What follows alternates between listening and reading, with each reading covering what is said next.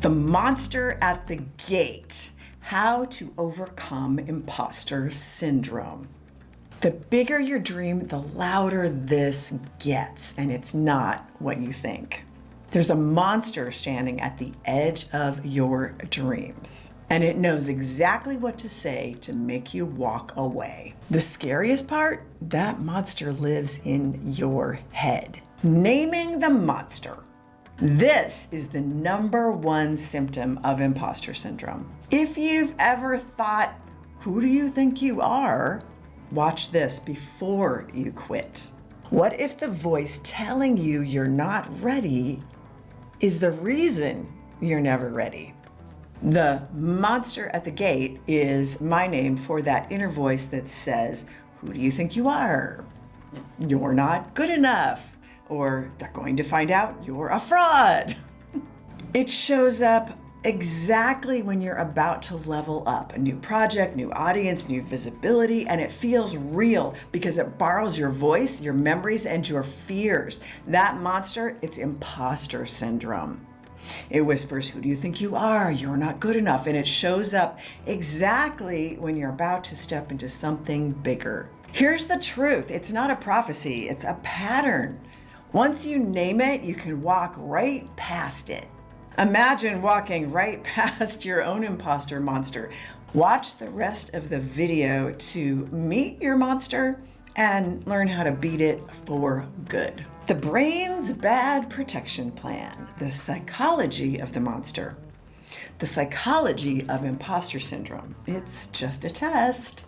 There is a creature at the edge of every creative breakthrough, and here's why it's waiting for you. Your brain isn't trying to ruin your life, it's just trying to protect you in the worst way possible. Imposter syndrome isn't a flaw, it's a pattern, because your brain learned that staying small means staying safe. And because it hates uncertainty, it will build an entire haunted house of reasons to stop you from walking through the door of your next chapter. Because the monster feeds on comparison, seeing others ahead of you and deciding you don't belong.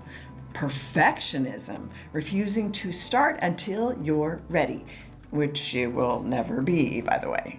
And old programming from parents, teachers, bosses, religion, culture, etc., etc.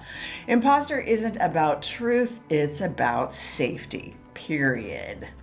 Your brain learned that staying small means staying safe. So it will sabotage over and over and over again your big moves to keep you comfortable and invisible. But comfort isn't where your creativity really lives. You grow by walking into the unknown with your head held high. Maybe a little scared, but walking into the unknown. In the rest of the video, I will show you exactly how the monster shuts you down so you can stop sabotaging your own creativity. My monster story, the test, not the punishment. Are you feeling like a fraud? This might be why. You're not broken, you're being tested. And yes, it's supposed to feel like this. I almost walked away from my dream because I believed a voice that wasn't even mine. When I was raising my kids, I was always creative in the art studio, in the photo lab, in the music room. I was a performer. I had no problem on stage. I had no problem performing. But when it came to really sharing with others, especially people close to me, the times when that monster would creep in, that monster was loud. Every time I got close to a breakthrough or a real creative connection with other artists, it told me they just want something else. They don't really see my creativity. I couldn't possibly work with them. The truth, turns out that voice wasn't me at all. It was all my past pains speaking through me. It was every shaming moment from my past, from other people, stitched together into one convincing performance. Don't miss the part in the video where I share tips to finally shut that monster down. It's the part you can't miss. Imposter types. This is a quick tease of 5 types of imposter syndrome that are hurting your creativity. That fear you feel before you start, it's not fear, it's this. Your imposter syndrome has a personality, and once you know its type, it loses its power. Here are 5 types of imposters according to Dr. Valerie Young. There's the perfectionist. Never ready, never done. The perfectionist sets extremely high standards for themselves and often focuses on minor flaws or mistakes, feeling inadequate even when they're achieving success. Number 2 is the expert, and they need every answer before they can start, right? The expert believes they need to know everything before they can be seen as competent, and may avoid taking on new challenges or even asking for help. Then number 3 is the soloist. They won't ask for help. The soloist believes they should be able to accomplish everything on their own and may struggle to ask for help or collaborate with others. Number 4 is the natural genius. Now, they quit when things aren't easy for them. The natural genius often sets high standards for themselves and can feel like a failure when they don't grasp concepts or skills quickly and easily. Number 5 is the superhuman, and burnout is their badge.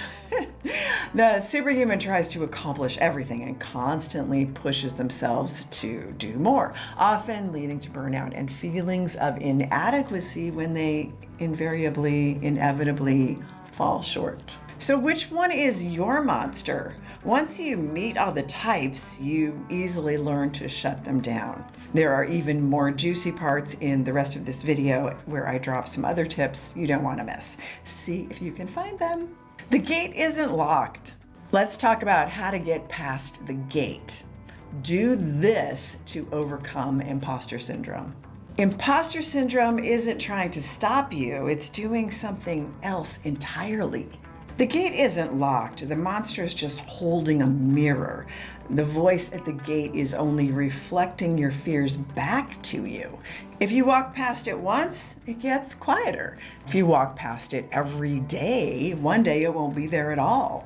The trick is start moving before you feel ready. The key is not to fight the monster because it feeds on your resistance. Instead, name it. Like, give it a ridiculous name so it loses its bite, or detach from it, say, thanks for your input, and move forward anyway. And then rehearse courage by practicing small, consistent acts of defiance. And your creative identity gets stronger every time you walk past that gate. If you think that's good, the juicy stuff is in the rest of the video where I give you the step-by-step to walk through the gate. Pay attention, this is important. Use these secrets to deal with imposter syndrome. This is why your best ideas arrive right before you almost walk away. The monster at the edge of your dreams, it's not there to stop you. It's there to see if you'll walk through anyway. And when you do, it disappears. And the moment you step forward, it loses its grip. Every big creative win you've ever had happen was because you moved with fear, not after it was gone. And trust me, the juiciest part is in the rest of this video. So go find it now so you don't miss out. If you've ever felt too small for your own dream, you're exactly where you should be. Tell me in the comments, what's your monster at the gate saying to you? And if you're ready to stop letting it block your dreams, subscribe and ring that bell.